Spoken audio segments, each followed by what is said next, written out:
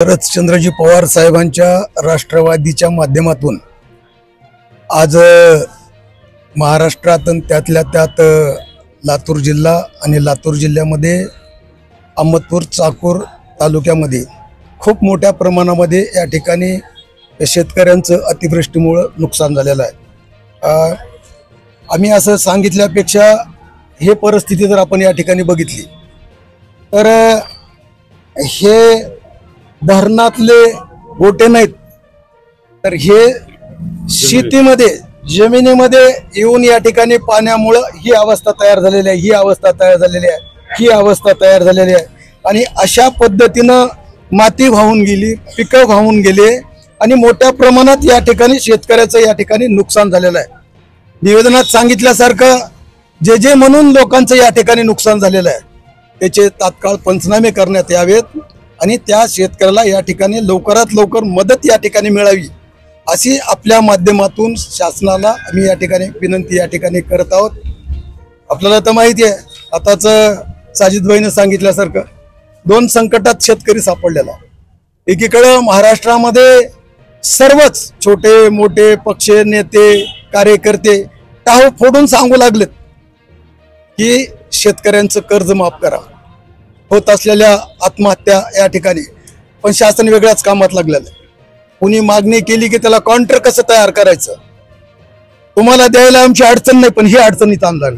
अरे कुणालाही एकमेकाच्या विरोधात घालवल्यापेक्षा एकमेकाच्या विरोधामध्ये भडकवल्यापेक्षा सगळ्यांचेच प्रश्न सोडवा। तुम्ही शासन मायबाप आहेत, खरं तर आईला सगळे मुलं सारखे असतात, त्याच्यात कुठंच आई भेदभाव करत नाही। पण मला वाटतंय इथं 3 आया झाल्यात। तिचा मुलगा असला की हिला वाटायला सवतीचं लेकरू आहे, दुसऱ्याचा मुलगा असला की तिचं लेकरू आहे। अरे बाप तर एकच आहे ना।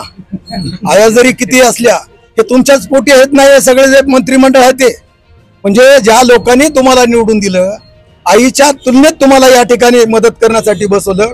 आईचं काळीच कसं असलं पाहिजे। आपण आता बघता मुंबईमध्ये काय अवस्था आहे, हे आईचे लक्षण आहेत का? ठीक आहे आपण म्हणता की लेकरू रडले, आता लेकरू रडल्याच्या नंतर जर तोंडामध्ये जर तुम्ही लाटणं लेकराच्या घालत असताल हे कसे आईचे लक्षण आहेत? माझी शासनाला विनंती असणार आहे, प्रश्न अनेक आहेत पण सोडवण्याची इच्छाशक्ती असली पाहिजे।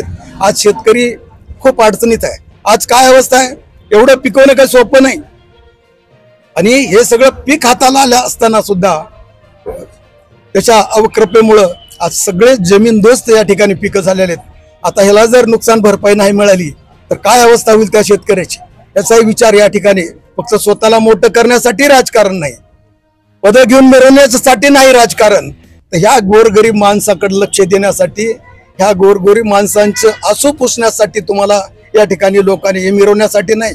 एवढ्या सोप्या गोष्टी नाहीत या सगळ्या, ह्या गोष्टी पूर्ण करण्याच्या जबाबदाऱ्या तुमच्यावर आहेत आणि त्या लवकरात लवकर आपण पार पाडाव्यात अशी आपल्या माध्यमातून शासनाला या ठिकाणी विनंती करतो।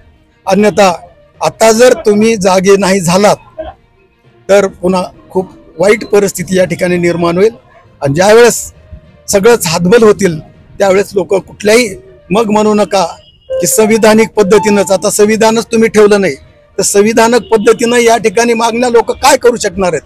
खरंच लोकशाही राहिली का या देशामध्ये?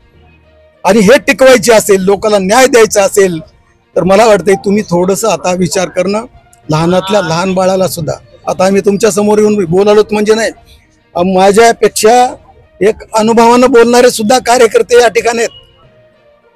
सगळ्याला कळू लागलंय कोण काय करू लागलंय। तुम्ही झोपीचं सोंग घ्यायलात पण तुमचं सगळं सोंग लोकांनी ओळखलेलं आहे।